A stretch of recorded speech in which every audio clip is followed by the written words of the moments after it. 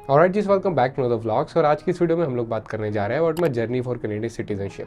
तो अगर आप लोग इस चैनल को स्टार्टिंग से फॉलो करते आ रहे हैं तो आपको पता होगा मैं कनाडा में कभी एज ए स्टूडेंट आया था। तो स्टूडेंट टू सिटीजनशिप तक का जो सफ़र है, जो प्रोसेस है, जो टाइमलाइंस है, उन सब चीज़ों के बारे में इस वीडियो में बात करेंगे। So without wasting much time, let's start the video.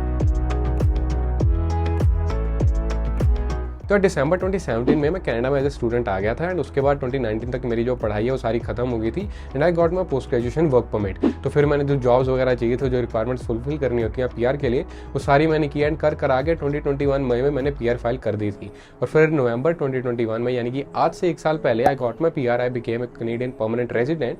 तो ये मेरी जो जर्नी थी पीआर तक की रही थी। अभी तो मैंने आपको बहुत आसानी से जल्दी से बता दिया है, बट ये जर्नी इतनी स्मूथ थी नहीं जितनी अभी आपको लग रही होगी सुनने में। तो सारी डिटेल जर्नी आपको और वीडियोस में मिल जाएंगी, इस चैनल पे आप जाके देख सकते हैं। क्योंकि जब आप कॉलेज से बाहर निकलते हो ना, आपको लगता है कि यार ये वाली जॉब लूंगा, 1 साल काम करूंगा, वर्क एक्सपीरियंस मिला और पीआर फाइल कर दूंगा। बट ऐसा नहीं चलता, क्योंकि इमिग्रेशन वाले किसी भी दिन उठ के कह देते हैं भाई आज से ये वाली जॉब्स हमारे लिए इन डिमांड नहीं है, हमारी इकोनॉमी में ये वाली जॉब्स इतनी वैल्यूएबल नहीं है, आप इन जॉब से पीएनपी नहीं अप्लाई कर सकते, या फिर ये वाली जॉब्स एक्सप्रेस एंट्री के लिए एलिजिबल नहीं है।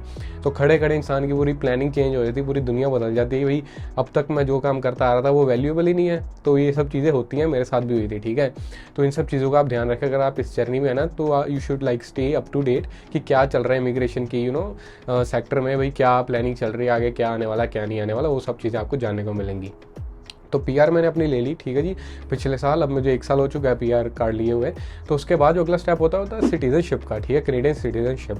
लेकिन अब पहले बात आती है कि भाई ज़रूरत क्या अप्लाई करने की सिटीजनशिप, ठीक है, क्योंकि बहुत बड़ा डिफरेंस तो नहीं है पीआर होने में और सिटीजन होने में। You have like kind of same rights. सिर्फ ये है कि आप इलेक्शन में खड़े नहीं हो सकते या फिर आप इलेक्शन में वोट नहीं कर सकते।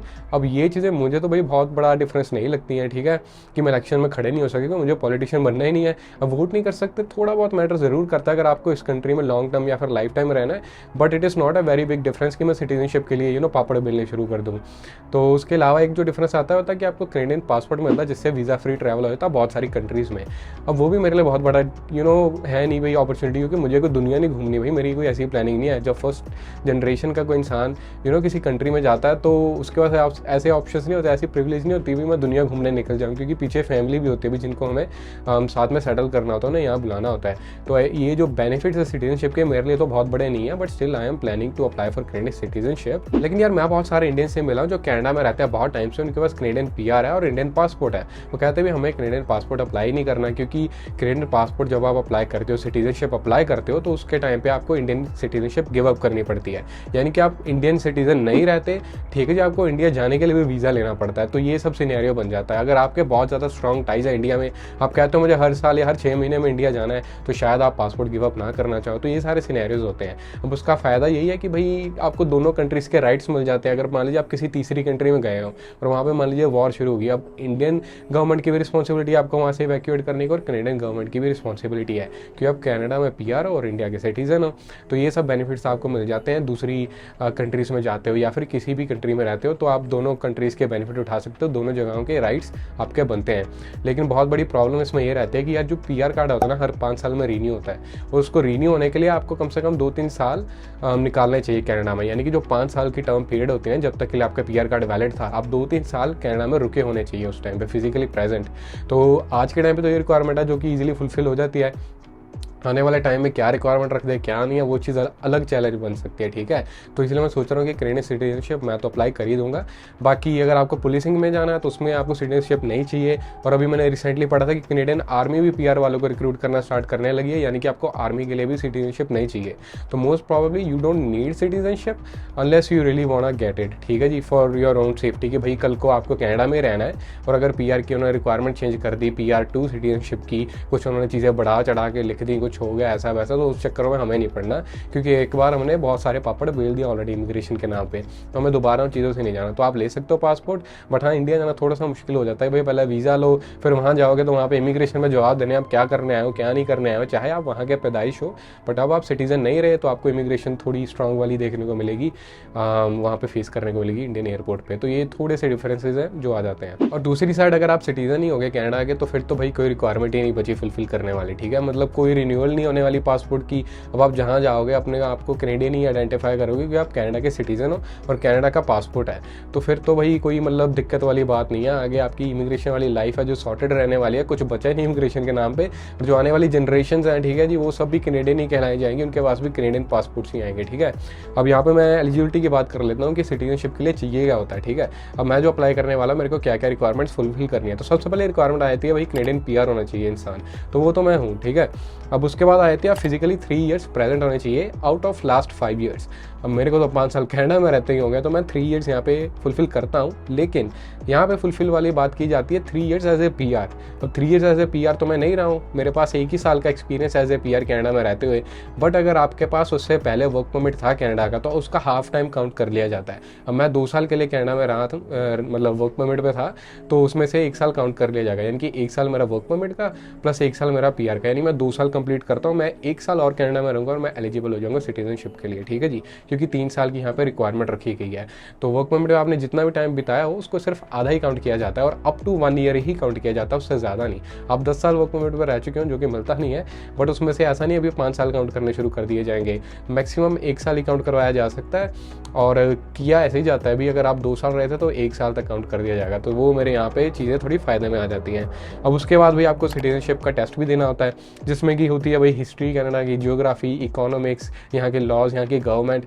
मैं तो पर्सनली इन सब चीज़ों में बहुत ज़्यादा इंटरेस्टेड हूँ, क्योंकि यार इस कंट्री की कोई बहुत बड़ा, बहुत ज़्यादा वास्ट हिस्ट्री तो नहीं रही है, 150 साल पुरानी कंट्री है। तो यहाँ की हिस्ट्री जाननी थोड़ी ज़्यादा इंटरेस्टिंग और थोड़ी ज़्यादा आसान है। हाँ, इंटरेस्टिंग इंडिया की हिस्ट्री जाननी है, बट रिमेंबर रखनी बहुत मुश्किल है, क्योंकि इंडिया की हिस्ट्री बहुत ज़्यादा कॉम्प्लेक्स रही है, ठीक है जी।